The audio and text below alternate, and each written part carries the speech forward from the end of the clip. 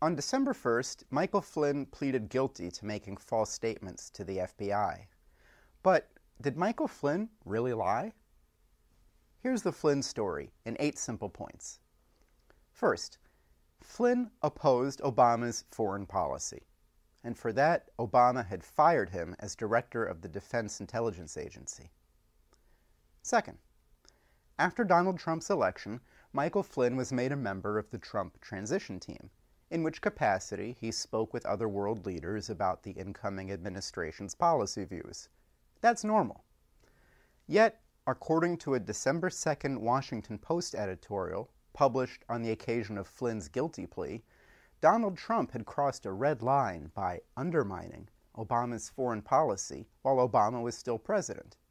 Now, given that Donald Trump very clearly campaigned on a change in American foreign policy, it should surprise no one that his transition team was in touch with other foreign leaders to convey aspects of Trump's new policy views. Flynn was supposed to play a major role in reversing the strategic messes the Obama administration had created.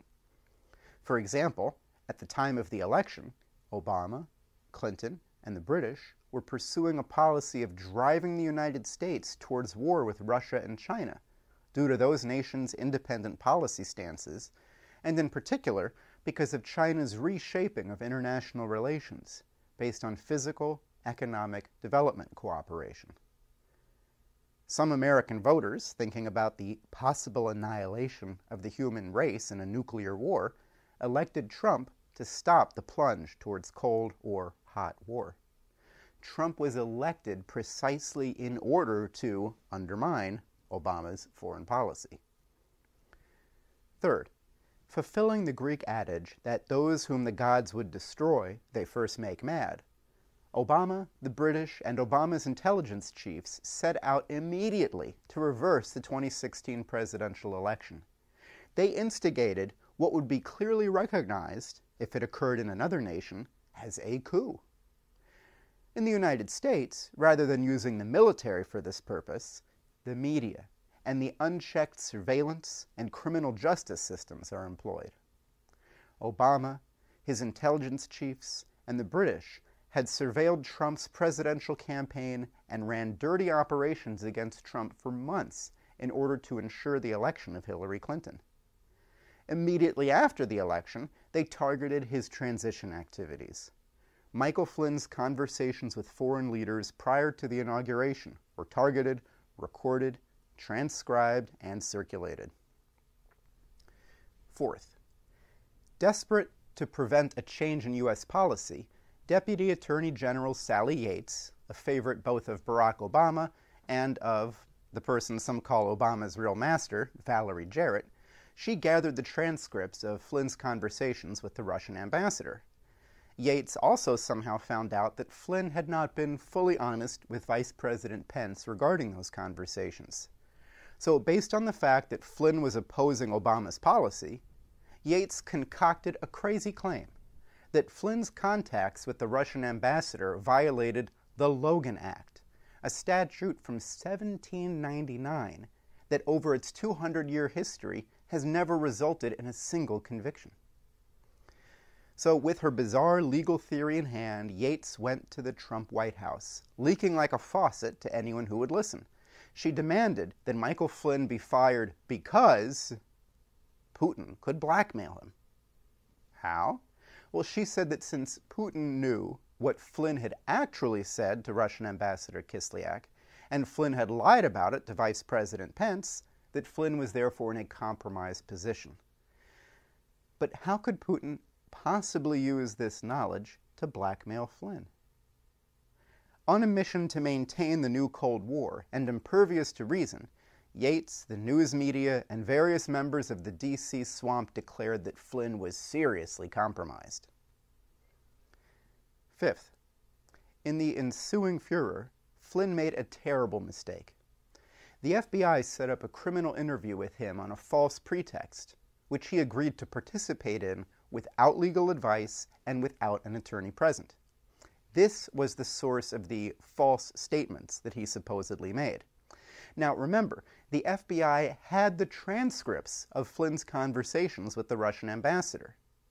the FBI interviewed Flynn, asking him questions not in order to uncover information, not in order to further an investigation, but in hopes that some disparity would arise between his interview responses and the transcripts of the phone conversations that he had with Kislyak while he was on vacation at a beach resort.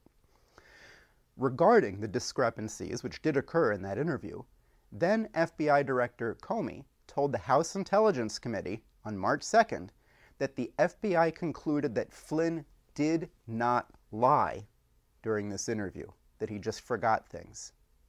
Let me repeat that. Comey told Congress that Flynn did not lie during the interview for which Robert Mueller just indicted him for lying. Sixth, Comey told Congress that Flynn did not lie to the FBI before Trump fired Comey and Comey started leaking to the news media about how Trump had asked him to let the Flynn matter go. According to Comey and his fans, Comey's firing was obstruction of justice. Robert Mueller wants to prosecute Trump for obstruction of justice based on his asking Comey to let the Flynn matter go. But what if there is no Flynn matter? 7. Ever since Comey arranged Mueller's appointment, Mueller has hounded Flynn in his usual Robert Mueller fashion. Flynn's business associates, his friends, his family, most specifically his son, were pulled into Grand Inquisitor Robert Mueller's star chamber. Flynn was accused, in leaks to the press, of being a kidnapper for hire. The whisper was that he was a traitor. And like other D.C. novices who didn't know where to turn, Flynn hired a top D.C. establishment lawyer and faced bankruptcy over his enormous and mounting legal bills. In fact, his lead lawyer, Robert Kellner, hates President Trump and was a vocal never-Trumper. So 8. In the context of this legal harassment, Flynn made his deal with the devil. He swore that he lied to the FBI about perfectly legal contacts with the Russians. The statements that James Comey said were based on forgetfulness, Flynn now says in his plea were out-and-out lies, false statements. Even worse, the plea agreement itself is an outright lie, since it says that Flynn's lies or failures to remember contacts with the Russians impeded the FBI investigation of Russian supposed meddling in the 2016 election. But remember, all along, the FBI had the transcripts showing exactly which Russians Flynn had spoken to and the content of those conversations. Remember, that's what sent Sally Yates running to the White House to have Flynn fired. So the fact that the FBI knew exactly what the conversations were, which was the basis of the false statements charge, this shows that whatever statement Flynn may have made did not impede the investigation of the non-existent Russian meddling because they knew what the conversations actually had transpired. So the conversations with the Russian ambassador, these were about foreign policy. They weren't about the election. It's worth remembering that absolutely zero evidence of Trump or Trump administration collusion with the Russians regarding the 2016 election has surfaced. None. Zero. That's why we saw an indictment for false statements. So isn't the real story here that the FBI set out to entrap Flynn and then used his memory failures to torture him and his family, and that now to end the torture, Flynn has sold his soul? To stay out of jail, Flynn must now lie further and take others down with him. Undoubtedly, this will involve the president's family, Jared Kushner, Donald Trump Jr., as our own Torquemada, Robert Mueller, pursues his only assignment, taking down the present president of the United States. But here's the real kicker in this sordid tale. One day after Flynn pleaded guilty, it was leaked that Peter Strzok, the man Comey sent to interview Flynn and who allegedly recorded Flynn's misstatements at the White House, was booted from Robert Mueller's team because of pro-Clinton emails exchanged between Strzok and his FBI attorney mistress, Lisa Page, who was also on Mueller's team. Congress has been seeking to find out why Strzok was booted for months, but was stonewalled by Mueller. They found out, by a leak to the Washington Post, only after Mueller had successfully secured Flynn's scalp. This is the truth of Michael Flynn.